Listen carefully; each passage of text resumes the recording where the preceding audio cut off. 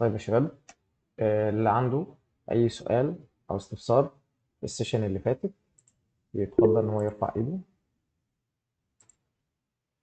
لحظة واحدة. ماشي، اتفضل.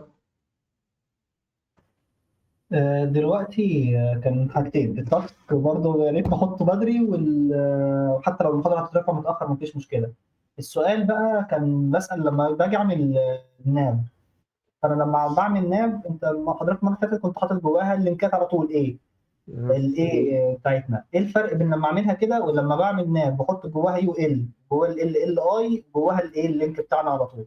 ولا أي حاجة. في ناس كتير بتحب إنها تعملها حاجة أو بتعمل الحركة زي دي، بمعنى أصح كنوع من أنواع التنظيم، أو إن هو مثلا يبقى عنده أوردر ليست، يعني حاطط فيها اللينكس مباشرة. بتديله شكل جمالي شوية، بس أنا مش محتاج حاجة زي كده. وأنا بصراحة ما بحبش الأبروتش ده في الشغل. انا بحب تبقى كل حاجه سبيسيفيك ليها، بمعنى اصح هي الاوردر ليست وظيفتها ايه، ممكن نستعملها في ايه، ايه الاستعمال بتاعها، ايه اليوز كيسز بتاعتها. الليست بس. بالظبط. انت جاوبت على نفسك، اللي هو انا هي اسمها اوردر ليست، فالمفروض من طبيعتها انا بتحكم فيها في الاوردر ليست، بيبقى عندي ليست. لكن انا عندي نافيجيشن، النافيجيشن دي المفروض تحتوي على ايه علشان اقدر اتصفح منهم؟ لينكات. الحاجات مش اللينكات يعني الحاجات بالظبط. اللي هخش اتصفح عندها في الصفحه بتاعتي. بالظبط، انا معايا لينك، طب ما انا اخد اللينك ده اروح اديله ستايل، بدل ما انا احطه جوه يو ال وجوه ال اي وبعد كده احط لينك، بعد كده اروح اعمل ستايل او اعمل ريسيت للستايل بتاع اليو ال، بعد كده اروح انسق ال اي، بعد كده اروح انسق اللينك اللي جواه. واخد بالك انا هكتب كود قد ايه؟ تمام. بالظبط. لا، انا بعمل ناف، اخد اللينك اللي جواه واتحكم فيه مباشره. ماشي تمام شكرا. تحت امرك. طيب، حد عنده اي سؤال او استفسار تاني في التاسك او في السيشن اللي فاتت او اللي قبلها بالذات بتاعه الجيت اب؟ انا شايف في ناس كتير المره دي ان شاء الله يعني عملت اكونت على الجيت اب ورفعت التاسكس بتاعتها، حاجه مبشره جدا بصراحه. طيب، ده كلام جميل. يا ريت بقى كله يركز معايا، ويا ريت تعرفوني لو الصوره واصلكم، شير ظهر ولا لا.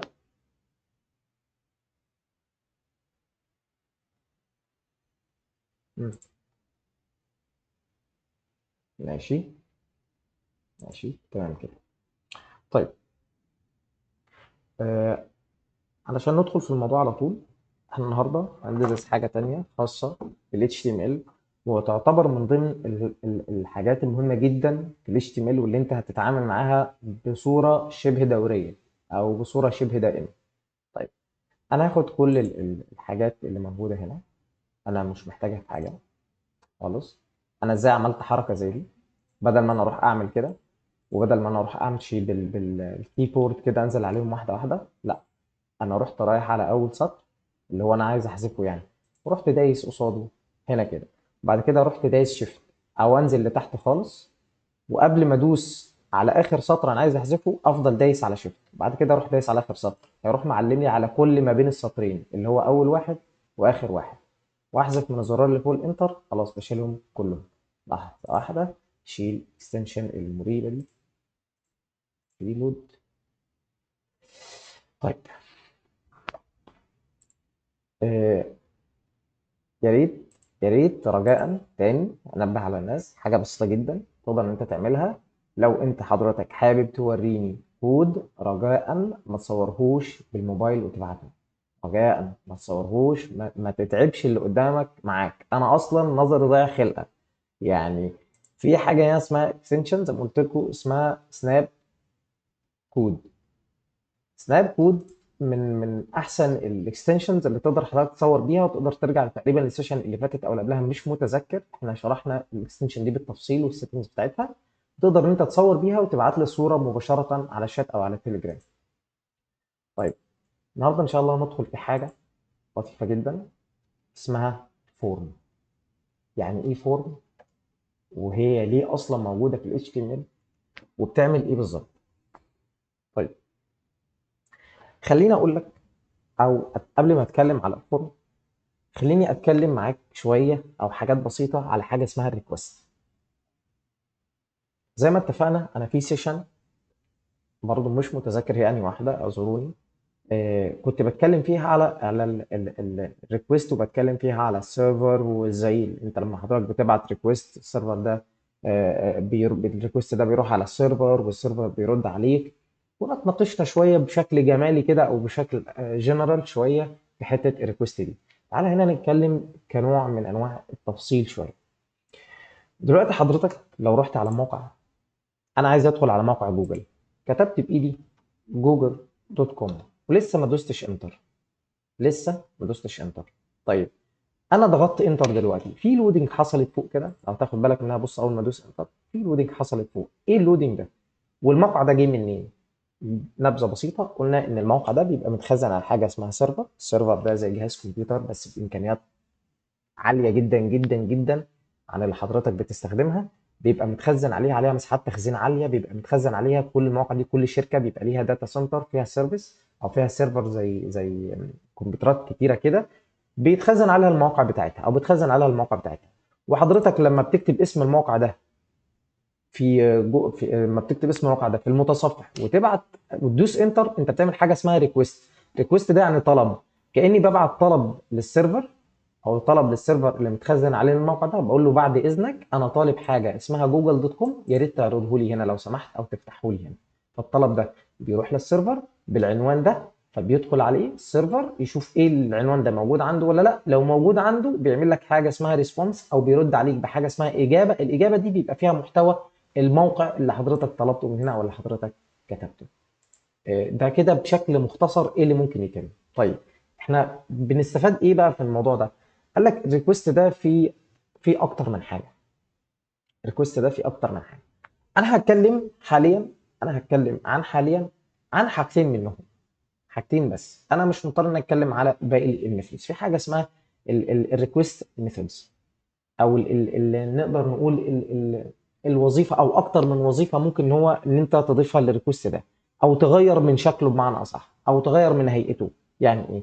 يعني انا ممكن اللي انا نوع الريكوست اللي انا ببعته هنا، او نوع الطلب اللي انا ببعته هنا ايه. يعني انا لما بدوس انتر كده انا محتاج ايه؟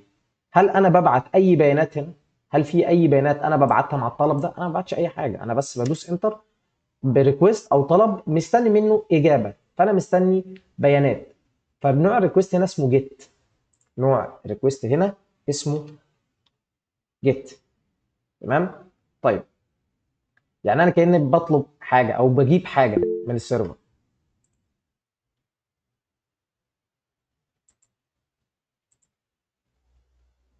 طيب آه معايا؟ طيب سامعين الدنيا تمام ولا في حد محتاج يسأل على حاجه؟ طيب الباشمهندس محمد علي، يا ريت تقفل الكاميرا. طيب ماشي. دلوقتي زي ما قلت لك، انا دلوقتي نوع ريكوست اسمه جيت. جيت ده يعني انا عايز احصل على حاجه، عايز احصل على الموقع ده. انا بدوس انتر، بكتب لك اسمه وبدوس انتر علشان تعمل لي جيت او اجيب اللي هو الموقع ده. طيب هل في نوع تاني؟ قال لك في نوع تاني اسمه بوست. طب البوست ده زي ايه؟ البوست ده كأنك بتودي بيانات على السيرفر. بدل ما انا بجيب بيانات من السيرفر، بدل ما انا ببعت ريكوست كده يجيب لي بيانات من السيرفر اللي هو الموقع ده، لا ده انا ببعت ريكوست نوعه بوست. بوست ده يعني انا بقول له انا عندي بيانات انا عايز اوديها للسيرفر نفسه. طب ممكن نستخدم حاجه زي كده في ايه؟ او ممكن نستخدم حاجه زي البوست ده في ايه؟ حاجه زي الفيسبوك. لو انت جيت زي ما قلت لك سجلت على الفيسبوك، مش بيظهر عندك حاجه اسمها فورم؟ اللي هو انت بتكتب فيه الايميل بتاعك، بيطلب منك اسمك، بيطلب منك البريد الالكتروني، بيطلب منك رقم تليفونك، الجندر بتاعك، سنك، او ايا كان ايه اللي بيطلبه منك. فهو بيطلب منك شويه بيانات كده علشان حضرتك تملاها، وبعد كده تدوس تسجيل، فالبيانات دي تروح للسيرفر. انت كده عملت حاجه اسمها بوست ريكويست. يعني انت مليت بيانات وبعتها للسيرفر عشان السيرفر ده ياخد البيانات دي يعمل بيها حاجه معينه، ايا كانت هي ايه مش هتفرق معانا دلوقتي. اهم حاجه ان انت اللي بتعمله ده اسمه بوست ريكوست. طيب البوست ريكوست ده البيانات اللي انت كتبتها في الاكونت بتاع الفيسبوك من بره كده عشان تملى البيانات دي، البيانات اللي انت بتملاها دي انت بتملاها في حاجه اسمها فورم. بتملاها في حاجه اسمها فورم. هتلاقي فيه انبوت كده، الفورم دي بيبقى جواها انبوتس كتير، يعني مداخل، حاجات انت بتدخل فيها بيانات. الانبوتس دي كل وظيفتها ان انت تقدر تدخل فيها بيانات. زي ايه؟ زي ان انت تقدر تدخل اسمك، تقدر تدخل رقم تليفونك، تقدر تدخل ايميل. كل واحد من الانبوتس دي ليه حاجه خاصه بيه. طيب، يبقى انا ما اقدرش، او هل انا اقدر استخدم الانبوت دي بره الفورم؟ كتابيا اقدر، لكن وظيفيا ما ينفعش، مش هتعمل اي حاجه طالما هي بره التاج بتاع الفورم. مش هقدر استفاد منها بحاجه. زي ايه؟ تعال، قال لك اول حاجه عشان تقدر ان انت تعمل فورم سليمه لازم تعمل تاج الفورم. هنسيبنا من حته الاكشن دي دلوقتي. لازم تعمل حاجه اسمها فورم. الفورم دي بيبقى جواها عدد كبير جدا من الانبوتس وليهم انواع كتير. تعال نشوف او نتعرض لمعظم الانواع المهمه عندنا. انا مجرد ما اكتب انبوت هتلاقيه كتب لي حاجه هنا اسمها تايب تكست. طيب تعال نشغل الموقع ده ونشوف ايه اللي هيظهر لنا. هتلاحظ ان انا ظهر لي انبوت زي اللي حضرتك بيظهر لك في الفيسبوك بالظبط. حضرتك بتكتب فيه اسمك محمد، وواحد تاني بتكتب فيه الايميل، واحد تاني بتكتب فيه الباسورد، واحد تاني بتكتب معرفش فيه ايه. بعد كده بتدوس تسجيل، هو بياخد البيانات دي بقى اللي حضرتك كتبتها دي ويسجلها عنده، علشان لما تدخل تلاقي اسمك ده ظاهر في البروفايل، سنك ظاهر في البروفايل، صورتك اللي انت رفعتها ظاهره في البروفايل، وهكذا. تمام؟ طيب، الانبوتس دي او الحاجات اللي انا بدخل فيها بيانات دي ليها انواع. ليها انواع. لو انا عايز اكتب تكست عادي زي ده كده، طبعا انا اقدر ارقام او اقدر اكتب ارقام فيه، بس لو انا عايز اكتب تكست كده عادي خالص، انا بخلي التايب بتاعه تكست. ده معناه اني بقول له ان الانبوت ده انا عايزك تكتب فيه تكست. طب لو انبوت انا عايزك تكتب فيه نمبر بس، انا مش عايزك تكتبها كده تخلي الدنيا، يعني بص الدنيا بايظه كده بالمنظر ده، لا انا عايزك يبقى في انبوت لده وفي انبوت لده. قال لك والله انت تقدر تعمل انبوت تاني عادي خالص. انبوت، خلينا نشيل دول، مش محتاجهم. انبوت تاني خالص، بس بدل ما التايب بتاعه، التايب دي يعني نوع، بدل ما التايب بتاعه تكست، لا انا هدوس كنترول مسطره عشان يجيب لي كل الانواع اللي موجوده، كل الانواع اللي انا اقدر ارفقها للانبوت ده عشان اغير من نوعه. قال لك في حاجه من ضمن الانواع دي اسمها نمبر. اسمها نمبر. نمبر ده يعني انا بقول له نوع الانبوت ده هيكون رقم، ان انا اقدر اكتب فيه ارقام بس. طب ده لا، ده تكست تقدر تكتب فيه اللي نفسك فيه. طيب تعالى على تاني واحد، بص كده ده عن ده. حد لاحظ حاجه متغيره؟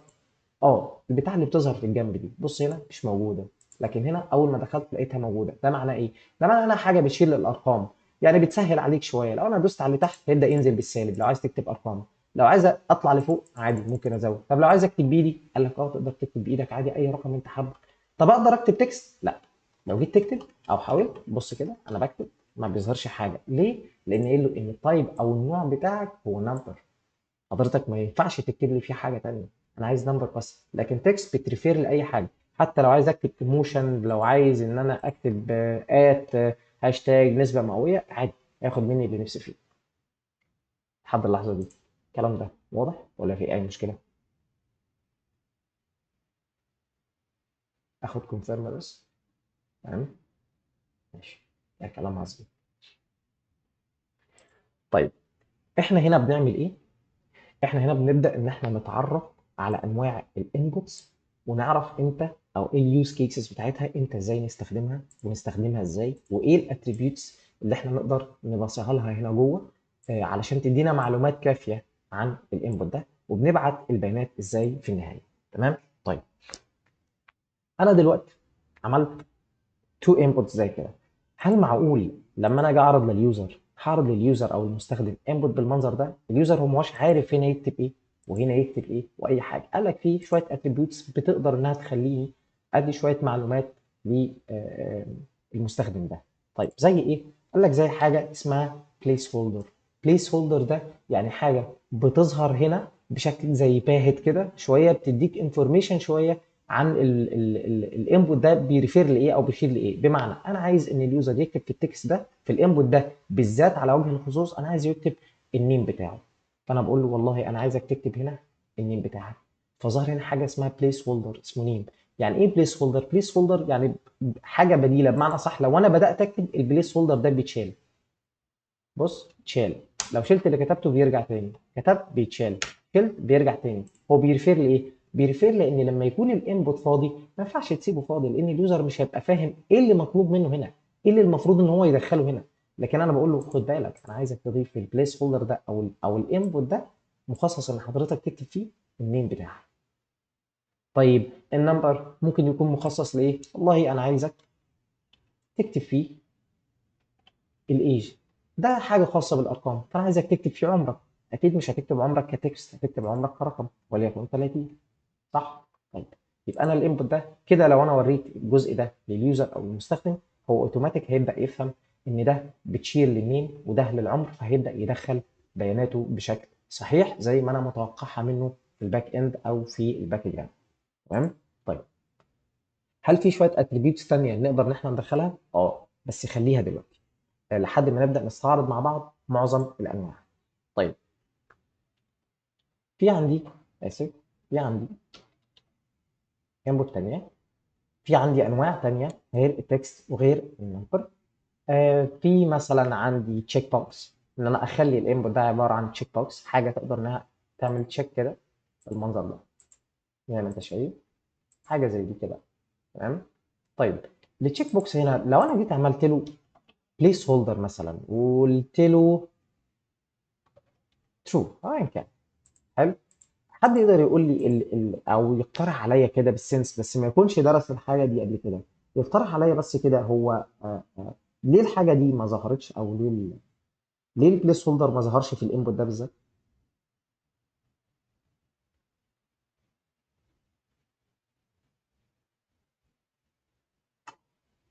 يعني البليس هولدر ظهر هنا، ظهر هنا، اشمعنى لما اديته للانبوت ده ما ظهرش؟ حد يعرف يعمل رايز هاند؟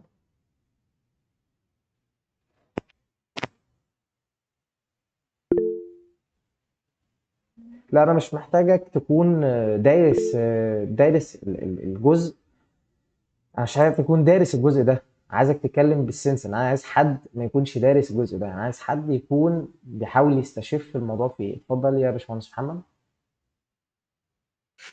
ما هو الانبوت دوت ما بيشيلش تكست، هو بيشيل حاجه من الاثنين، يا علامه صح يبقى فاضي، بالظبط، الله ينور فهو عليك. ما بيشيلش تكست. بالظبط، انا مش محتاج حاجه او مش محتاج دراسه عشان استشف حاجه، انا محتاج ان انت تحاول تفكر هو ليه ممكن ما يكونش شايل البليس هولدر. لان هو اصلا حتى لو انا اديت له بليس هولدر بالعقل كده، انا ده مش موجود بالنسبه لي، او مفيش مساحه اصلا ان انا اقدر اظهر فيها البليس هولدر بتاعتها. قال لك طب هيبقى ده معناه ايه، او ان انا ممكن استخدم الحاجه دي في ايه؟ قال لك والله انت ممكن ان انت تستخدم حاجه اسمها ليبل. طيب علشان استخدم حاجه اسمها الليبل ده هيرجعنا لحاجه ورا في ال HTML برضو احنا المفروض ان احنا ندرسها، بس انا خليتها الوقت زي ده علشان تفهم هي بتريفير لايه او بتشير لايه. في عندنا تو اتريبيوتس، او ماشي خلينا ندرسهم مع بعض. في عندنا تو اتريبيوتس، في اتنين اتريبيوتس في ال HTML مهمين جدا، بيفيدوك على اكتر من ناحيه. بيفيدوك من ناحيه ال السي اس اس لما ندخل فيها ان شاء الله، وهيفيدوك من ناحيه ان انت تتحكم فيهم بشكل كامل. تمام؟ الا هم ايه؟ الاي دي والكلاس. الاي دي والكلاس بمعنى انا دلوقتي لو جيت قلت لك انا عندي، تعال نشيل ده بس دلوقتي، انا عندي مثلا ثلاثة انبوت زي ده، وده انا هخلي التايب بتاعه ممكن ايه مثلا، ممكن نخليه مثلا ايمج، اللي هو انت تقدر ان انت ايه ده نعمل كده سبمت. سبمت ايه غريب. طب نخليه بطن ايمج غريبة. طب نشوف اي واحد تاني مثلا ديت تايم. ديت تايم بليس هولدر نشيله، نشيل ده برضو. طيب ممكن نخليه ايه؟ طب نخليه ايميل، نديله بليس هولدر. حلو، كده ماشي. ماشي كده شايف الايميل، ده كلام عظيم. لو انا جيت قلت لك دلوقتي انا عندي ثلاثة انبوت، وجيت عملت انسبكت كده وبصيت على الثلاثة انبوت اللي موجودين من هنا وجيت قلت لك انا عايز اعمل ستايل على الثلاثة انبوت دول، جيت قلت لك انا عايز اعمل ستايل على الثلاثه انبوت دول، هتقول لي بسيطه. انا هروح مثلا في اي مكان عندي واجي اقول له ان الانبوت ده اي انبوت موجود عندي في الصفحه انا هديله ستايل مثلا باك جراوند تبقى باللون الاحمر. طب لو جيت قلت لك انا عايزهم كلهم يبقوا باللون الاحمر ما عدا اللي في النص ده اللي هو بتاع الايش ده انا عايزه يبقى اخضر، هنا هتضطر ان انت يبقى في عندك حاجه معينه تمسك بيها الانبوت اللي في النص ده.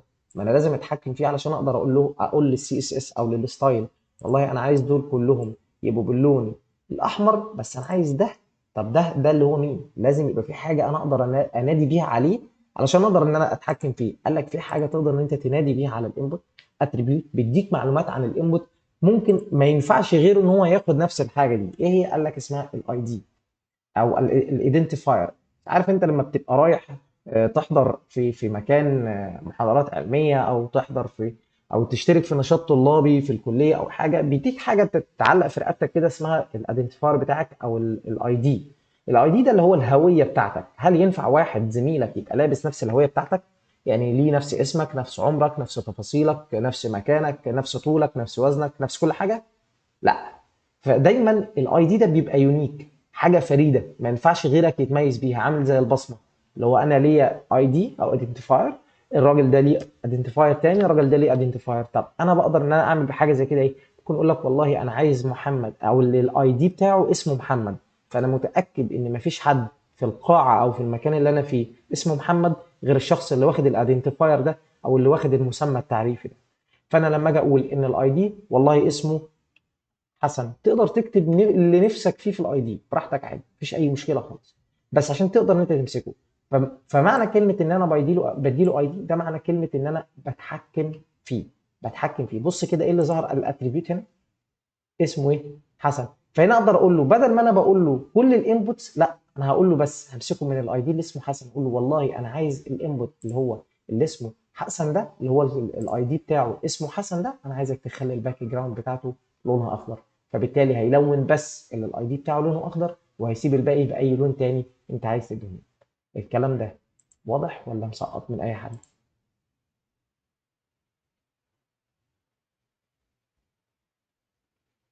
ماشي. كلام عظيم. طيب تعالوا نبدا ان احنا ندخل على شويه حاجات تانية. طيب الايميل ده، طيب الايميل ده انا بعمل بيه ايه او ايه اللي بيميزه؟ يعني انا قلنا ان التكست ده نقدر ان احنا نكتب فيه كل حاجه، النمبر ده بنكتب فيه ارقام بس. طب الايميل ايه اللي هيحصل لو انا جيت كتبت اي حاجه؟ يعني ما هو ما زعلش يعني. في حاجات انت هتاخدها قدام وبرضه هتبقى من ضمن الاتريبيوتس ان انت لازم تتاكد ان اليوزر اللي هو كاتبه ده حاجه اسمها ايميل. لازم تتاكد ان اليوزر ده كاتب حاجه اسمها ايميل. ما ينفعش ان اليوزر ده يكتب كده اي حاجه موجوده عنده في الايميل. هل ده انت شايفه شيء طبيعي؟ انت شايف ان اليوزر يقدر ان هو يكتب اي حاجه موجوده عنده سواء مثلا تكست سواء ارقام سواء اي حاجه تانية في خانه الايميل دي؟ قال لك لا. في حاجات تانية او فاليديشن تاني. فاليديشن ده يعني انت بتبدا ان انت تتحكم في ايه اللي المفروض اليوزر يكتبه هنا. بص كده لو انا وقفت على الايج هل في حاجه ظهرت؟ يعني انا واقف على الايج اهو، هل في حاجه ظهرت لك؟ لا. طب لو وقفت على النيم في حاجه ظهرت لك؟ لا. طب بص كده لو وقفت هنا بص كده في نوت طلعت او ظهرت كده بقول لك ايه؟ بقول لك بليز انكلود ان ات اللي هي علامه ان ذا ايميل ادرس اد از ميسنج اون كذا. خد بالك ان انت مش كاتب علامه الات اللي هي بتميز ان اللي مكتوب ده بيعبر عن الايميل. فانا لما اجي اقول له مثلا لا خد بالك انت لازم تعمل او لازم تحط حاجه هنا او لازم تكتب في الايميل ده حاجه تميز ان هو ايميل. طب الايميل ده بيتميز ازاي؟ بيتميز ان انت بتكتب الادرس بتاعك بعد كده علامه الات دوت كوم بقى دوت اي جي ايا كان الايميل اللي انت بتكتبه. في حاجات هنبدا ناخدها ادفانسد شويه بس مش دلوقتي. لما بس تتعرف على الفورم بتتعامل ازاي، البيانات بتتقري ازاي، هو ده اهم حاجه دلوقتي. طبعا مع الانواع المختلفه للانبوتس. تمام. طيب فانا زي ما انا اديت الانبوت ده اي دي، هنرجع لواحد تاني كنا عملناه من شويه اسمه انبوت وقلنا التايب بتاعه عباره عن تشيك بوكس. وتعالوا نشيل الايميل ده في الاخر عشان ما نتلخبطش. ده تشيك بوكس قلنا ان الراجل ده ملوش اي حاجه بتميزه او بليس هولدر. فقال لك والله انت ممكن تعمل حاجه اسمها ليبل. ليبل ده بيقول لك في اتريبيوت كده اسمها فور. الفور دي بص كده بتقول لك ايه؟ بتقول لك the ID of the label label form related to element of the same document as كذا. بيقول لك والله حضرتك بتكتب بتكتب في الفور هنا، او انت عايز الليبل ده يشير لمين؟ عايز انت الكتابه اللي فيه دي تشير لمين؟ قال لك فور دي بتخليه يشير للاي دي اللي موجود، او نفس الاي دي اللي حضرتك هتكتبه هنا يشير لنفس الاي دي اللي موجود في الانبوت الثاني. بمعنى انا مثلا عايز لما ادوس على الانبوت ده يدخلني على الانبوت اللي اسمه حسن. حسن ده واخد اي دي، فانا لما اجي اقول له الاي دي ده انا هاخد نفس الاي دي كوبي، وهقول له ده بيشيل مثلا لحسن ايا كان. المفروض لما انا ادوس على حسن ده يوديني فين؟ بص كده لو انا ادوس على حسن، حد ملاحظ حاجه في الايج ده؟ تعال نميزه نخليه ايج. لو انا دوست على الايج بص كده كلهم ما لهمش بوردر، مش معمول عليهم فوكس. فوكس يعني انا ما دخلتش عليه، ما دوستش عليه بالماوس كده، ما دوستش على ده بالماوس كده. بصوا اي واحد بدوس عليه بيحصل عليه فوكس او تركيز كده. لا بص انا بره خالص قلت له انا عايز ادوس على الايج، الايج ده هيوديني على مين؟ فلما دوست على الايج راح عامل لي فوكس على ده. اشمعنى عمل لي فوكس على ده؟ لان انا مديله الاي دي بتاع نفس الايج بالظبط، فكاني بقول له لما ادوس عليك انت هتوديني على الايج بتاع الايج ده. تمام؟ نفس الكلام بالظبط لو انا رحت واخد الاي دي ده كده كت ورحت حاطه هنا في التشيك بوكس، فالمفروض ده دلوقتي بيشير لمين؟ الايج ده تشيك. المفروض ان هو بيشير للتشيك بوكس اللي هو اللي جنبه لانه خد نفس الاي دي. فلما ادوس عليه عمل تشيك، دوست عليه شيل تاني. طب لو دوست هنا نفس الكلام، بس ده كتسهيلا منه او يعتبر زي ليبل ليه او حاجه انت بتبين لك الكلمه اللي هنا او المربع ده بيشير لمين. انا عايز اقول له ان المربع ده والله لو علمت عليه مثلا صح، لما بيجي لك مثلا كده احيانا في بعض المواقع يقول لك انت لازم تعمل لي صح وجنبها كلمه طويله كده بيقول لك ان انت لازم توافق على الاتفاقيه دي، لازم تعمل تشيك كانك بتوافق، او مكتوب جنبها مثلا اي اجري تو كذا كذا كذا، ان انا بوافق مثلا على بنود الاستخدام دي. فالكلمه دي ظهرت ازاي؟ ظهرت على اعتبار انها ليبل، لو ضغطت عليها المفروض انها تعمل لك تشيك بالمنظر اللي انت شايفه ده. فدي وظيفه الليبل. لحد اللحظه دي في حد مسقط اي حاجه؟ يا ريت اي حد فاتح الكاميرا، يا ريت اي حد فاتح الكاميرا فاتح المايك يتاكد ان هو قافلهم، علشان انا لما باجي اعمل مونتاج للفيديو حجم الفيديو بيوصل ل 3.5 جيجا. يعني انا امبارح فضلت والله ارفع في الفيديو من العصر. يعني في واحد تقريبا كان بيكلمني بيقول لي ان التاسك المحاضره بتترفع في وقت متاخر. المحاضره انا رافعها قبل الفطار، اترفعت يمكن بعد العشاء تقريبا. فانا عشان كده بحاول قدر الامكان ان انا ما اعملش مونتاج عشان حجم الفيديو بقى قليل ويترفع بسرعه.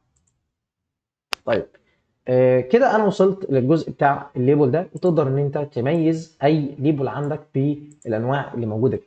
طيب اللي احنا بندرسهم دول يعتبروا من اهم الانواع اللي موجودين عندك. طيب هل ده معناه ان هم دول كل الانواع اللي موجوده، او هل هي دي بس الانواع اللي موجوده؟ قال لك لا، في نوع تاني كويس جدا حضرتك بتستخدمه. لو انا جيت قلت له انبوت واديت له التايب باسورد، وجيت بصيت هنا، طبعا تعالى ندي لها بليس هولدر علشان تميزها. بليس هولدر باسورد، بقت باسورد. دي عباره عن باسورد يعني كلمه سر. طيب ايه اللي هيميزها عن انها لما تبقى مكتوبه تكست عاديه؟ مش دي كلمه سر؟ بص كده لما تيجي تكتب فيها يبقى ده معناه ايه؟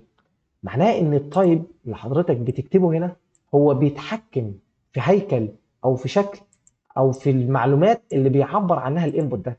لما انا احدد له ان التايب باسورد كاني بقول له للانبوت ده اتعامل كانك باسورد، ما ينفعش تتعامل كانك تكست عادي. ما ينفعش اكتب باسورد ولو في حد قاعد جنبي مثلا يشوف ايه الباسورد اللي انا بكتبها. دايما بتبقى هيدن، دايما بتبقى هيدن. في اتريبيوتس ثانيه بتقدر ان انت تغيرها، في اتريبيوتس ثانيه ان انت تقدر تغيرها.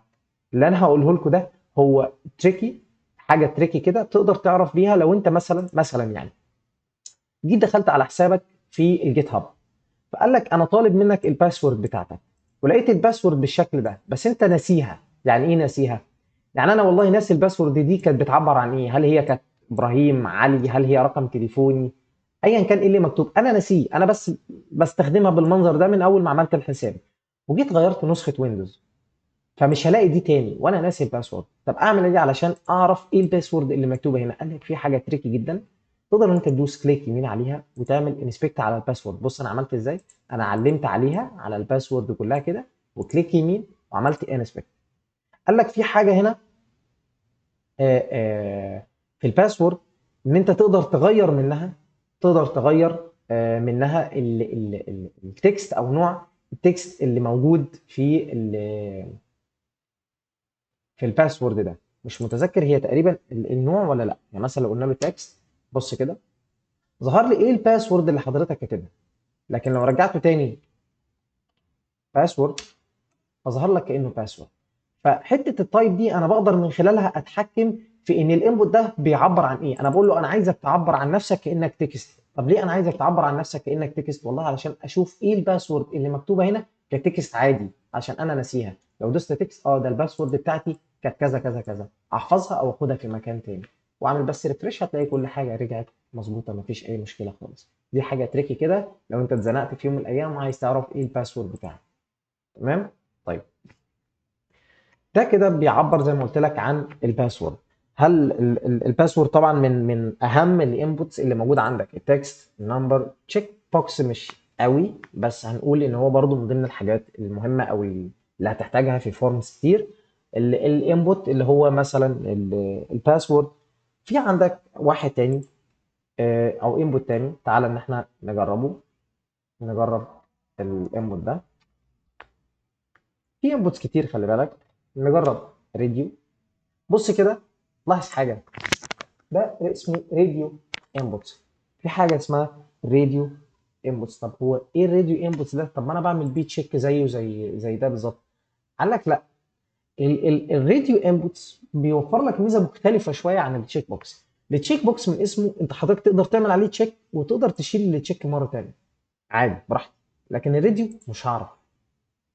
يبقى التشيك بوكس انا اقدر ان انا احط التشيك بوكس واقدر ان انا اشيلها تاني، لكن الراديو انبوتس ما بينفعش. طب دي بنستخدمها في ايه، او ايه اليوز كيسز اللي ممكن نستخدم فيه حاجه زي الراديو؟ عارف لما تيجي تختار الجندر بتاعك او الجنس مثلا عندك في الفيسبوك، بيقول لك والله هو انت ذكر ولا انثى، هل ان انت ينفع ما تختارش حاجه فيهم؟ لا. لو انت جيت علمت مثلا على ذكر بالراديو انبوتس دي وجيت ما جيت تشيلها، انا مش عايزه يعلم يا عم، تلاقيه ما بيشيلهاش، بيقول لك لا يا تختارني يا تختارني النوع الثاني، يا ده يا ده، ما ينفعش ان انت ما تختارش حاجه. لكن التشيك انبوس دي بتبقى دايما موجوده في الاتفاقيات او الحاجات اللي فيها اجريمنتس. والله حضرتك عايز توافق خليها للتشيكس، مش عايز توافق ما تخليهاش تشيك براحتك. بس لما انت ما توافقش على الاجريمنت ده، انا من حق ان انا اعمل اي حاجه مثلا بشكل ليجل او بشكل قانوني. لكن في الحاجات اللي انا او المعلومات اللي انا محتاجها منك غصب عنك، لا انا محتاج اعرف حضرتك ذكر ولا انثى علشان اعرف البروفايل بتاعك هيبقى عامل ازاي، شكل الصور هيبقى عامل ازاي، اهتماماتك هتبقى عامله ازاي. كل الكلام ده عشان ببدا اظهره على لحد ما اعرف النوع بتاعك. فانت ما ينفعش ما تختارليش حاجه، يا ذكر يا انثى، لازم تختار لي واحده من الاثنين. فانا ما ينفعش اديك بديل ان انت تشيله. الكلام ده واضح ولا في اي مشاكل؟ ماشي، ده كلام عظيم.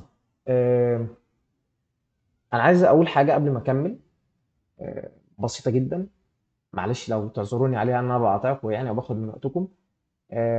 وانا صوتي بيبقى عالي في السيشنز اللي فاتت، يعني انا ببقى شغال عادي كده وفجأة صوتي بيعلى. لو صوتي انت بتلاقيه عالي زيادة عن اللزوم اعمل لي بس ايموشن، لان انا من النوع اللي بيبقى صوته عالي شوية فاحيانا بسرح ما باخدش بالي. لو شايف الصوت بيبقى عالي في السيشنز اللي فاتت او انا بنفعل زيادة عن اللزوم اعمل لي بس ايموشن.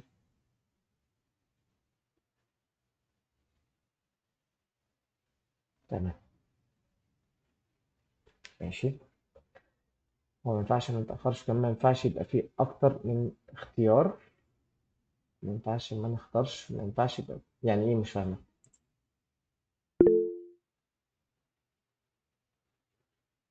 تقدر تشيل المايك وتقول لي معلش؟ اتفضل اتفضل طبعا. هو بالنسبة للراديو بوكس، هو زي ما بقول لحضرتك ما ينفعش ما نختارش واحدة منهم، وما ينفعش نختار أكتر من واحدة، على عكس التشيك بوكس اللي ممكن نختار أكتر من واحدة. على سبيل المثال لما أقول بس لحضرتك بس فهمتك. هواياتك إيه؟ ايوه تمام. ايوه ايوه فهمتك صح، معلش ما كنتش واخد بالي من اللي انت بتقوله. ماشي، بارك الله فيك.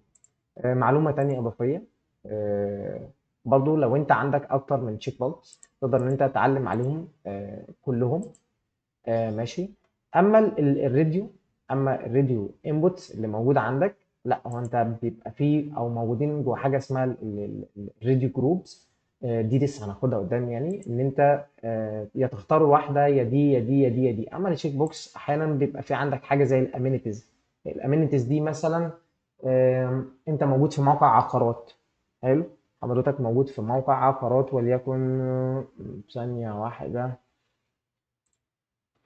ريل ستيت مثلا، اي موقع عقارات. مثلا لو دخلنا محتاجين اي عقار او حاجه،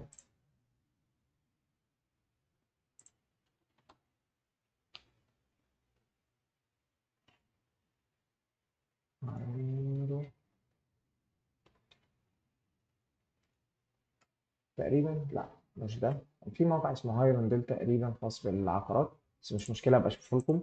بيبقى موجود في حاجه، او كل عقار بيقول لك فيه امينيتيز او حاجات بتميزه. والله العقار ده بيبقى فيه حمام سباحه، بيبقى فيه والله حاجه خاصه مثلا بالجيم، بيبقى فيه حاجه. فكل الامينيتيز دي فانت عايز انهي فيهم، او انت عايز العقار بتاعك يبقى فيه ايه من الامينيتيز دي، فانت بتقدر تعمل ده على ده تشيك وده تشيك وده تشيك على الحاجات بس اللي انت عايزها.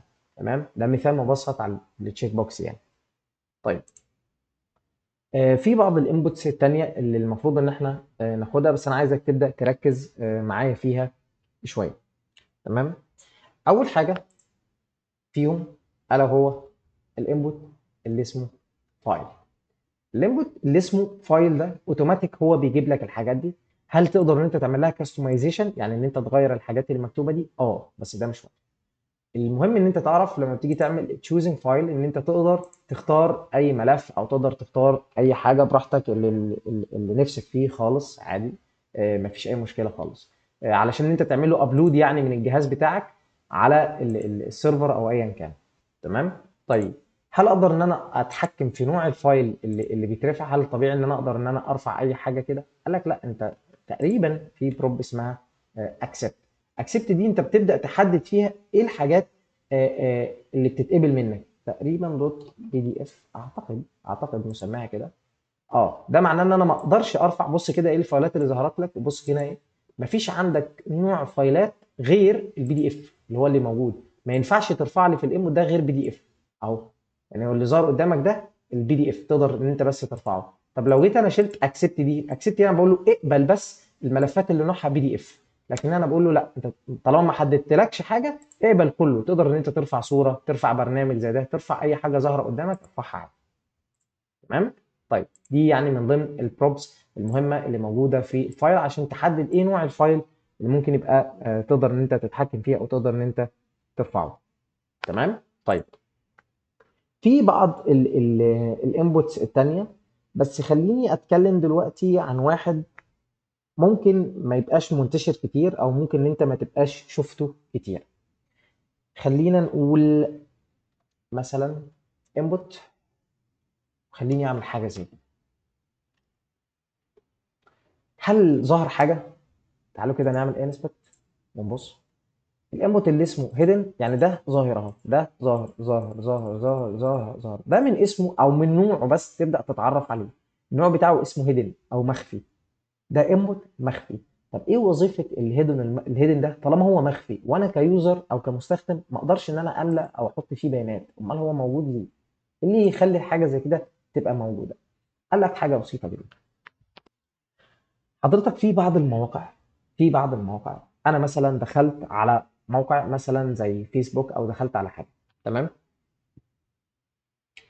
دخلت على بروفايل واحد تاني، او دخلت على حد تاني مثلا بروفايل. قعدت ادخل مثلا، انا راجل بحب البرمجه، وبدات ادخل على بروفايلات الناس اللي هي مهتمه بالبرمجه او حاجه. تمام. الناس دي اول لما بدخل على بروفايل كل واحد فيهم، ال ال ال الديزاين، او انا كواحد مبرمج يعني ببقى حاطط لك حاجه اسمها هيدن انبوت. الهيدن الانبوت ده باخد منه معلومات منك، باخد او بحطه في الانبوت ده معلومات خاصه بيك انت كيوزر وابعتها من ضمن الفورم، او ابعتها من ضمن بيانات بتترسل لي، او ابعتها من ضمن اي حاجه. الفكره الاساسيه ان انا باخد، او الانبوت ده باخد من خلاله معلومات خاصه بيك انا مش عايزك تعرف عنها حاجه. معلومات انا مش يعني شايف ان انت آه، مش هتفرق معاك انها تبقى ظاهره لك او لا. دي معلومات مش لازم تبقى ظاهره لك، ممكن اخدها من غير ما تبقى موجوده او ظاهره قدامك في العيان. المعلومات دي باخدها بعمل بيها ايه بالظبط مش هتفرق. المهم ان دي بتريفير لان اي معلومات انا محتاج ان انا اخدها عنك من غير ما انت تعرفها انا اقدر ان انا اسحبها عادي. اتفضل يا باشمهندس محمد.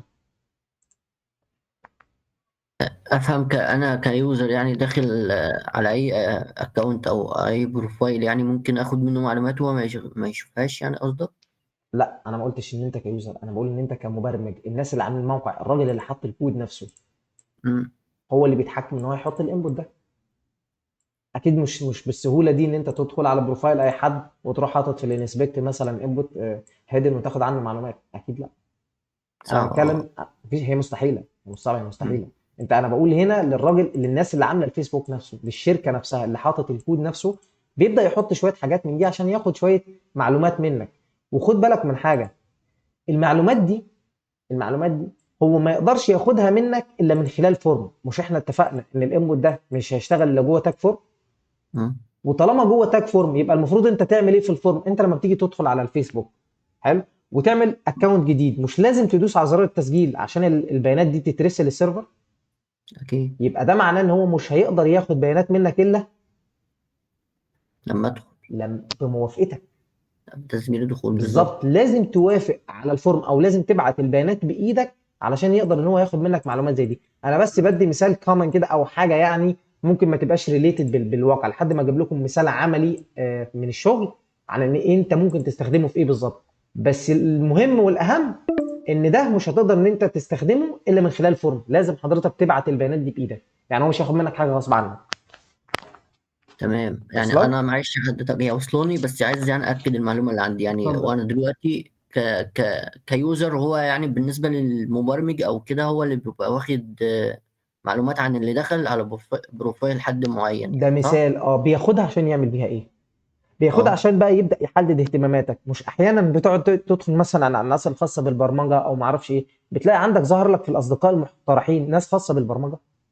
اه هم عرفوا منين؟ بالظبط، عن طريق الهيدن اكيد كده. بالظبط، حاجه زي كده. مم. بس في حاجه كومنلي شويه اسمها الالجوريزمز، او ال مش عايز ادخل في الموضوع ده في الكمبيوتر ساينس عشان ده موال طويل يعني. بس تمام. حاجه زي الهيدن انبوت هي من ضمن الحاجات البسيطه جدا اللي يقدروا ان هم ياخدوا بيها معلومات عنك. لكن الالجوريزم العام بياخد البيانات دي ويهندلها ويبدا يقترح عليك على حسب اهتماماتك. بمعنى ادخل على الفيسبوك وابدا اعمل لايك لكل البوستس اللي بتشير للكوره، مم. ماشي، اللي بتشير للكوره مم. كتير كتير كتير جدا. واقفل الفيسبوك مثلا وافتحه بعد يوم واثنين وثلاثه، شوف ايه اللي هيبدا يقترحوا لك، او ايه الناس المقترحه عليك، او ايه الصفحات اللي هيبدا يقترحها لك. بيحصل اكيد حاجه لها علاقه بالكوره يعني. مم. بالظبط، ليه؟ هو بيبدا يشوف ايه من اهتماماتك، ايه البيانات اللي انت بترسلها لي.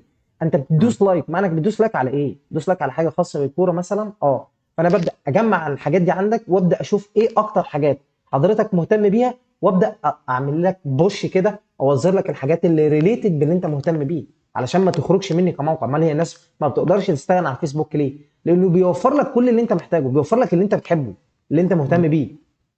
مم. واصلك؟ وصلاني بالظبط. بس كده. شكرا لحضرتك. تحت امرك.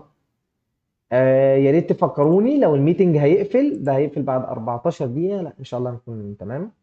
طيب، من ضمن الانبوتس الثانية، من ضمن الانبوتس الثانية ده ان شاء الله هبقى اوري لكم مثال عملي من شغلي. بس ممكن ما يبقاش ريكورد، لان انا ما ينفعش ان انا اسجل حاجة زي دي، لان دي بيانات عملاء، ما ينفعش ان انا اسجلها. ممكن ندخل مثلا سيشن بسيطة من غير ريكورد كده، وابقى اوريكم الحاجة دي عملي في مشروع عندي بستخدمها ازاي. تمام؟ طيب، في عندنا ايه تاني؟ قال لك في عندك شوية حاجات تانية، هي من ضمن الحاجات المهمة واللي ممكن تبقى انت شفتها كتير. لو انت مثلا اكيد شفت الموضوع ده قبل كده، في انبوت عندك اسمه سيلكت. طب اشمعنى السيلكت ده ما بقاش عبارة عن انبوت؟ يعني اشمعنى بقى ده مش ظاهر كانبوت زي بقيه الانبوت مثلا، وادي له تايب اسمه سيلكت، لان في كونفيجريشنز اعلى. يعني ايه كونفيجريشنز اعلى؟ يعني هو بيحتوي على حاجات تانية، مش على قد بس ان هو هيكون انبوت او ان هو شكله العام او الخارجي بس هيتغير، لا ده هو هيحتوي كمان على انبوتس جواه. تمام. طيب زي ايه؟ قال لك اي سيلكت انبوت لازم يحتوي على حاجه اسمها اوبشنز. اوبشنز اللي هي المعلومات اللي انت بتختار منها. مش احيانا لما بتيجي تدوس هنا كده مثلا يظهر لك سيلكت انبوت فيه معلومات، والله انا عايز اسيلكت حاجات معينه، في عندي حاجه اسمها اوبشن. انا عايز اعمل اوبشن زي ده، عايز اعمل مثلا 3 اوبشن. الاوبشن ده مثلا بيريفير لواحد واثنين وثلاثه، يبقى واحد اثنين ثلاثه. ايه اللي مكتوب ده وبيعمل ايه؟ تعال بص على الشكل الخارجي الاول علشان تعرف ايه اللي مكتوب ده وانت هتميزه. تعال بص كده على كلمه واحد، بص لو ضغطت عليها هو ده السلكت انبوت اللي حضرتك بتشوفه لما بتيجي تختار حاجه معينه في اي موقع او في اي فورم، بيقول لك دوس سيلكت علشان يبدا يظهر لك المعلومات. تبدا تختار اثنين او تبدا تختار ثلاثه او تبدا تختار اي كلمه او اي حاجه حضرتك ان انت عايزها يعني. تمام. طيب زي ما قلنا هل انا اقدر اعمل بليس هولدر للسلكت ده؟ يعني لو جيت قلت له مثلا انا عايز اعمل بليس هولدر للسلكت ده، حد يعرف ازاي اقدر اعمل سلكت او بليس هولدر للسلكت انبوت ده؟ يعني دول بنعمل لهم بليس هولدر زي ما انت شايف كده. طب ده اقدر اعمل له بليس هولدر ازاي؟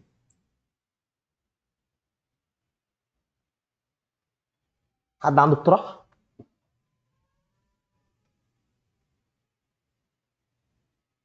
طيب انا عندي فكره جميله. باشمهندس باشمهندس احمد موسى موجود معانا؟ هندسة معاك. طيب انا عايز اعمل ليبل، انا مش قادر اتحكم في السلكت دي، فعايز اعمل ليبل يشير للسلكت دي، اعمل ايه؟ هو أنا هو الفكرة اللي عندي إنك مثلا ممكن تعمل اوبت جروب، بحيث إنك مثلا تقسمها كمنيوز وكده. لا انا ما درستش حاجه اسمها اوبت جروب. انا بتكلم إيه؟ معاك، انا ما درستش حاجه اسمها اوبت جروب، انا بتكلم معاك كواحد ما يعرفش حاجه. ايه الحل؟ لا انا دلوقتي عايز اعمل ورك اراوند، اللي هو انا مش عارف احط لها بليس هولدر. ايه الحل السريع اللي انا عايز اعمله؟ لو عايز احط لها ليبل مثلا اعمله ازاي؟ ممكن أحط لو عايز ايوه أعمل لها إيه معلش. ليبل. انا راجل ما عنديش اوبت اوبشن دي، او ما اعرفش اي حاجه عنها، ما اعرفش الدنيا فيها ايه، وعايز ورك اراوند، عايز افكر ايه الحل اللي انا ممكن اعمله في الحاله زي دي. زي ما قلت لك التفكير اهم مليون مره من ان انا احط كود. ان انا احط كود جاهز ده مش حل للمشكله، حل المشكله في دماغك. انا عايز اعمل ليبل يشير للسلكت دي. انا دلوقتي عندي سلكت اهي، انا مانيش عارف السلكت دي بتريفير لايه. دول عباره عن نمبرز، بس انا كيوزر قدام الحاجه دي انا ما اعرفش ان دي بتشير لنمبر. ده بيعبر عن النيم الاسم، ده العمر، ده الباسورد، ده تشوزن فايل اختار ملف، لكن ده ايه؟ اعمل ايه؟ طيب هل دلوقتي قصدك إن أنا أحط مثلا ليبل قبل السلكت؟ مثلا تعال نجرب. ليبل بيشير لايه الليبل ده؟ الليبل ده عشان استخدمه المفروض يشير لايه؟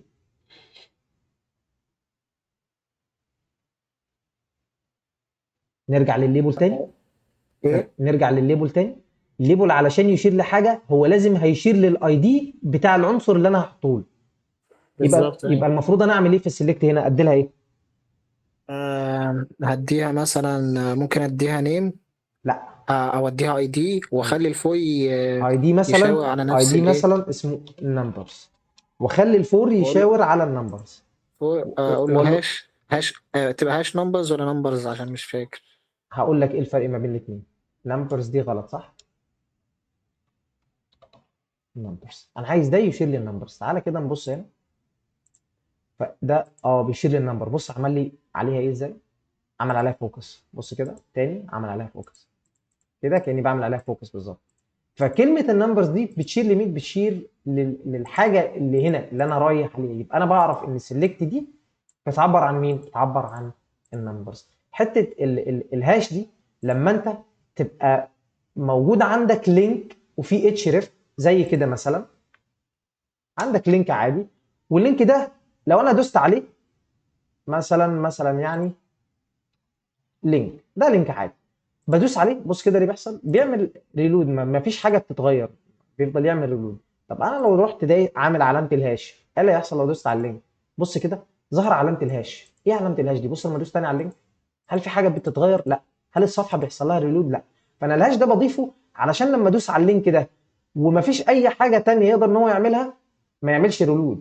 وفي غرض تاني هناخده بعد كده، ان هو يشير لاي حاجه واخد اي دي تاني، بس ده هنشوفه بعدين مش وقت.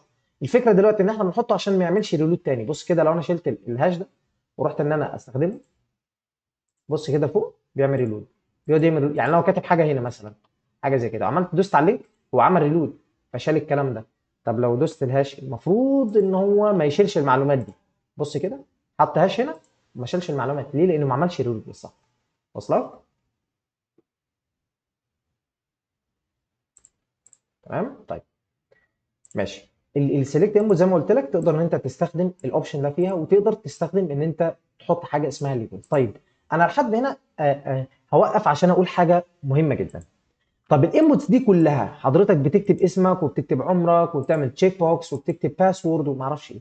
طب كل القيم اللي حضرتك بتكتبها دي بتروح للباك اند ازاي؟ يعني الباك اند لما بيجي يقراها منك بيقراها ازاي او بيشوفها ازاي؟ طب هو ما هوش فاهم الدنيا هنا بتعبر عن ايه. والراجل ما يعرفش الوضع ده، يعني الاسماء دي انت جايبها منين؟ او قال لك انا بعرف الراجل بتاع الباك اند ايه الحاجات اللي موجوده عن طريق البروبرتي او عن طريق اتريبيوت اسمها النيم. لازم ابعت له حاجه اسمها النيم، لازم اعرفه الانبوت ده بيشير لمين. خد بالك القيمه اللي انا هبعتها لك، القيمه اللي انا هبعتها لك من الانبوت ده بتشير للنيم. انا عايز ده مثلا فيرست نيم، انا عايز ده الفيرست نيم بتاع اليوزر. يعني اي قيمه الراجل هيكتبها لك هنا ويبعتها لك في الباك اند، اعمل حسابك ان القيمه اللي هتتبعت هنا هي الخاصه بالفيرست نيم بتاعه.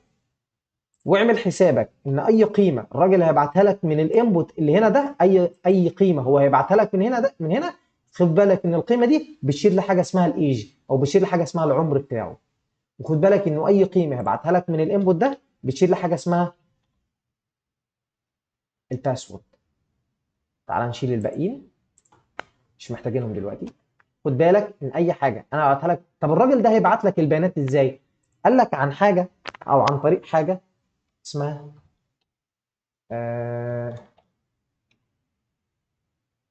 مثلا بوتن. اعتقد ممكن احنا نعملها بالبوتن، ممكن السبمت بوتن. ماشي خلينا في السبمت بوتن وخلاص. انبوت طيب بتاعه حاجه اسمها سبمت. يعني ايه سبمت؟ سبمت يعني ارسال او تسجيل بمعنى صح. ده معناه او ده عباره، هتشوف ان هو عباره عن انبوت. قال لك طب انا مش كاتب بوتن. هو بيتعامل زي ما قلت لك ان هو بيحدد شكل الانبوت طبقا للنوع اللي انت حضرتك بتحدده له. فانا لما قلت له ان النوع بتاعك سبمت، سبمت يعني ارسال او زر ارسال، ده معناه انه ظهر لي كزرار كده اقدر ان انا ارسل بيه البيانات اللي موجوده هنا، ارسلها للباك اند عن طريق الزرار ده. لازم انا كمستخدم ادوس على الزرار ده عشان الحاجه دي تتبعت للمستخدم. طب بتتبعت ازاي؟ يعني انا مثلا جيت كتبت كده وعملت تشيك بوكس مثلا وكتبت حاجه زي كده. لو فتحت الانسبكت تحت تاب اسمها النتورك، النتورك دي بتبدا تشوف فيها اي ريكوست انت بتبعته او بيجي لك، بتقدر تشوفه في خانه النتورك. هتلاقي ان دي متعلم على حاجه اسمها جي اس. شايفهم بالمنظر ده. انت هتشيل العلامه وتقول له لا انا عايز الفيتش، انا عايزك تعمل لي فيتش او عايزك تجيب لي الحاجات اللي بيحصل لها ريكوستات بس. فلما اجي ادوس سبميت هل في حاجه اتغيرت؟ تعالى كده نبص، هل في حاجه اي حاجه ظهرت هنا؟ لا. بس خد بالك بقى في حاجه مهمه. بص كده على البيانات اللي فوق، بص كده ايه اللي ظهر. حد واخد باله يقدر يقرا لي ايه اللي مكتوب؟ حد يرفع ايده بس بسرعه بشكل سريع. هم؟ اتفضل اتفضل يا باشمهندس محمود ناصر. طب هات الصورة تانية يا باشمهندس. اتفضل. فيرست نيم ايوه بيساوي ايوه. اي دي اي سي. اقف. الشاشة بس ماشي اقف بقى لحد هنا. بيساوي واحد. لا اقف. ماشي. اللي مبعوث بعد علامه الاستفهام ده، شايف في علامه استفهام هنا وبعدها اه جت البيانات. علامه اه الاستفهام هنا دي بتقول لي خد بالك ان كل اللي هيتبعت من هنا دي البرامج اللي حضرتك بتبعتها للباك اند. البرامج دي بتعبر عن ايه او عباره عن ايه؟ قال لك اي باراميتر انت بتبعته لي عباره عن اوبجكت في كي وفاليو، يعني حاجه ليها كي اسم يعني، او زي حاجه مفتاح كده بتمسكه منها، وقيمه للمفتاح ده. طب القيمه او الاسم المفتاح ده والقيمه بتاعته جم منين؟ جم عن طريق النيم اللي انا حددته. انا قايل له ان النيم هنا خد بالك فيرست نيم. طب قيمته هتيجي من مين؟ من الانبوت ده، صح؟ انا الانبوت ده كتبت فيه اي دي ما اعرفش ايه، مش دي القيمه اللي بعد كلمه يساوي او اللي بعد يساوي، وده الاسم اللي انا ببعته للباك اند. يبقى الباك اند بيشوف عنده ايه؟ بيشوف ان الفيرست نيم انت كمستخدم بعت له فيه ان اسمك الاولاني كذا كذا كذا، اند يعني بعت لي كمان عمرك بيساوي 112 سنه، انت خارق للطبيعه، انت ياباني، تمام؟ اند وكمان بعت لي الباسورد بتاعتك فيها الباسورد دي. تمام؟ السيشن الجاي ان شاء الله عشان ما ادخلكش في قصه طويله، سيبك من قصه النتورك دي دلوقتي. عايزك تعرف بس ان انت لما بتدوس سبميت كل البيانات اللي عندك هنا، كل البيانات اللي عندك هنا ماشي اتشالت او انها راحت للسيرفر. هقول لك ليه هي مش موجوده في تابه النتورك، لان بيحصل ريلود، مش وقتنا خالص. بس عايزك تعرف انا مثلا دلوقتي رحت شلت البيانات دي كده وكتبت هنا ان ده محمد وده 10 او 20 سنه وليكن تشيك بوكس، كتبت الباسورد 1 2 3 ودوست سبميت. بص كده ايه اللي حصل. الفيرست نيم الاسم بتاعك محمد، العمر 20 اند الباسورد 1 2 3. عرف البيانات دي منين؟ عرفها عن طريق النيم اللي انا ببعته هنا. بقول له خد بالك انا ببعت لك، او البرامج اللي هيبعت لك من هنا بيعبر عن الفيرست نيم او الاسم الاولاني للمستخدم. ماشي، لحظه واحده، فاضل دقيقتين والميتنج هيفصل. تمام، بارك الله فيك. احنا خلاص يعتبر ماشي، هنخش ميتنج تاني عشان بس اقول اللي انا محتاج اقوله. طيب خش على التليجرام، ابعت لكم اللينك التاني دلوقتي.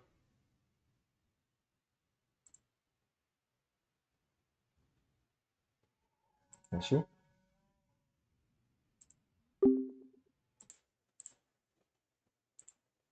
طيب يا شباب، صوت واصل والصورة والدنيا تمام. ماشي، ده كلام فوق العظمة. اتفضل يا باشمهندس. لا اتفضل اتفضل.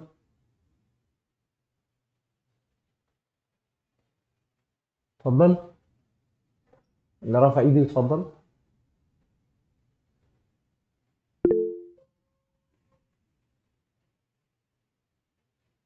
ده سؤال جميل، ما انا كنت عايز اكمل عشان كده. ليه اللي تشيك بوكس ما ظهرش؟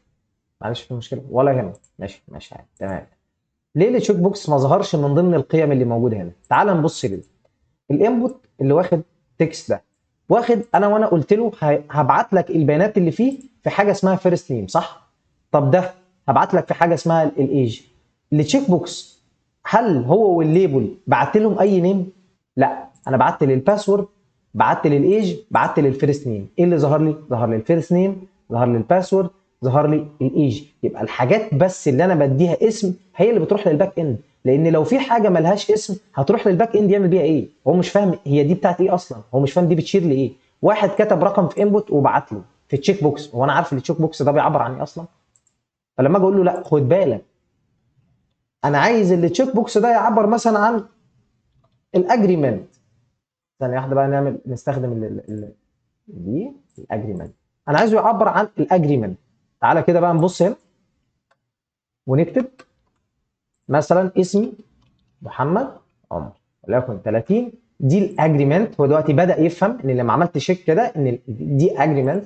والباسورد مثلا 1 2 3 ودوست سبميت. بص كده ايه اللي ظهر؟ ظهر لك الفيرست نيم محمد والايج 30 والاجريمنت ظهرت اون. هقول لك ليه ظهرت اون دلوقتي ويعني ايه كلمه اون، بس خد بالك انها ظهرت لما انا اديتها اسم معين، اسمه اجريمنت، اديتها ابراهيم، اديتها علي. المهم ان انا بعرف الباك اند على حسب الكيز اللي الباك اند بيقول لي عليها. بيقول لي خد بالك انا عايزك تبعت لي الفيرست نيم، عايزك تبعت لي عمر المستخدم، عايزك تبعت لي هو وافق على الاجريمنت ولا لا، عايزك تبعت لي الباسورد بتاعه. فانا بروح واخد الاسماء اللي هو بعتها لي دي وحاططها هنا علشان اي فاليو او اي قيمه اليوزر هيكتبها في الانبوتس اللي موجوده هنا دي هتتبعت على اسم البروبرتي دي بالمنظر ده. فيرست نيم وهيبعت له القيمه اللي انا كتبتها له محمد، الايج وهيبعت له العمر اللي انا كتبته كمستخدم، الاجريمنت وبعت له القيمه بتاعته اللي هي اون. والباسورد بعت له 1 2 3 4. تمام. طيب ايه بقى معنى كلمه اون اوف؟ طالما انت عملت تشيك دي معناها ان هي اون، عملت كده يبقى ده معناها ان هي اوف. بس مش محتاجك تعرف حاجه دلوقتي عنها غير كده. دي بتعبر عن ايه؟ التشيك دي بتعبر عن الاون ودي بتعبر عن الاوف، لا اكتر ولا اقل. ودلوقتي انت عرفت ان انت ازاي تظهرها. طب لو انا مش عايز ابعت الفيرست نيم عادي، انا هشيل ده كده كده. دلوقتي هو ما هوش عارف الانبوت ده بيريفير لايه او بيشير لايه. هشيل دول خالص واقول له مثلا اسمي محمد مثلا ايا كان 22 تشيك بوكس باسورد 1 2 3 ودوست سبميت. اتبعت الايج على طول واتبعت الاجريمنت والباسورد، لكن الفيرست نيم ما اتبعتش لاني شلته منه. الكلام ده واضح للكل ولا في اي مشاكل؟ يا شباب الباقي تمام خالص. ده كده كلام فوق العظمه. اتفضل يا باش مهندس. معلش يا باشمهندس، هو دلوقتي يعني لو انا بعته وهو مش معمول له تشيك او نيم، يعني هيظهر له بس مش هيظهر له الانبوت ده بتاع ايه بالظبط؟ يعني هيظهر المكتوب فيه بس. بالظبط، فهو مش هياخد المعلومه دي منك، مش هيستفاد بيها في حاجه، هتبقى معموله تمام. مهمله. ما انا لازم اخد تمام. البيانات دي عشان اعرف انت مين. انت دلوقتي حاطط لي 40,000 انبوت، حلو، م- ومش محدد لهم اسماء. انا كباك اند انت كتبت لي هنا كيوزر معلومات، انا كباك اند اعمل ايه بالمعلومات دي؟ تمام. فين اسمك فيهم؟ فين عمرك؟ فين رقمك؟ ولو اكتر من انبوت بيقبل ارقام، انهي فيهم عمرك؟ والتاني ده بيعمل ايه؟ لكن لما انا كباك اند اقول لك خد بالك احنا عندنا 5 انبوت، واحد للفيرست نيم بتاع اليوزر، واحد لللاست نيم بتاع اليوزر، واحد للايج بتاعه او العمر بتاعه، واحد للباسورد. كده انا حددت لك ايه الاسماء اللي موجوده عندك. حضرتك كفرونت اند او كراجل مبرمج فرونت اند بتاخد الاسماء دي مني كباك اند وتبدا انت تحطها للانبوت دي علشان تعرف كل انبوت المعلومه اللي انت هتاخدها من المستخدم دي بتعبر عن ايه. جه المستخدم كتب اسمه، كتب عمره، كتب الباسورد وعمل لك سبميت، اوتوماتيك الباك اند هيبدا ياخد المعلومات دي بالاسماء اللي هو حددها لك. فعنده يقول لك والله ده لو المستخدم ده عمره اللي هو جالي اكبر من 22 سنه اظهر له كذا، ولو اقل اعمل له كذا. والله لو الباسورد مثلا كذا اعمل له كذا. والله لو اسمه الثاني اقل من 3 حروف اعمل. ببدا اتحكم فيه براحتي. ليه؟ لان معايا اسم او معايا فلاج بقدر اتحكم بيه في اليوزر ده. تمام. واصلك كده؟ ايوه، شكرا. تحت امرك. الله يعزك. طيب لحد كده انا هكون وصلت للجزء ده. ايه التاسك اللي انتوا هتاخدوه علشان تبقى انتوا عارفين وانا بتكلم، وبرضه هكتبه بس احيانا الناس ما بتستفادش منه كتابيا قوي، فانا هقوله. ايه كل الوظيفه؟ الوظيفه ان انت حضرتك هتعمل فورم، تعمل فورم وهدي لك شويه انبوتس ثانيه ان انت تكتبها مع شويه سيمانتك اليمنتس من المره اللي فاتت. يعني سيمانتك اليمنتس تكتبهم فوقهم، وفورم كده تعبر عن باقي الانبوتس اللي انا هقول لك عليها، ماشي، او تعبر عن الانبوتس اللي انا هذكر لك اسمائها فقط لا غير، ماشي. وتاسك تاني معاهم، تاسك تاني معاهم ازاي تعمل بليس هولدر للسلكت انبوت. ازاي تعمل بليس هولدر للسلكت انبوت، وده برضه هكتبه، ماشي. انا عايز اي ورك اراوند، مش عايز حاجه يعني عايز تعملها مباشره براحتك، عايز تعمل ورك اراوند يعني حاجه خلف حاجه كده تقدر تهندلها بنفسك براحتك. حاول ان انت تبحث وتفكر وتقول لي تقدر تعمل حركه زي دي ازاي. تمام. هي دي كده تاسكات. حد عنده اي سؤال او استفسار قبل ما نخرج؟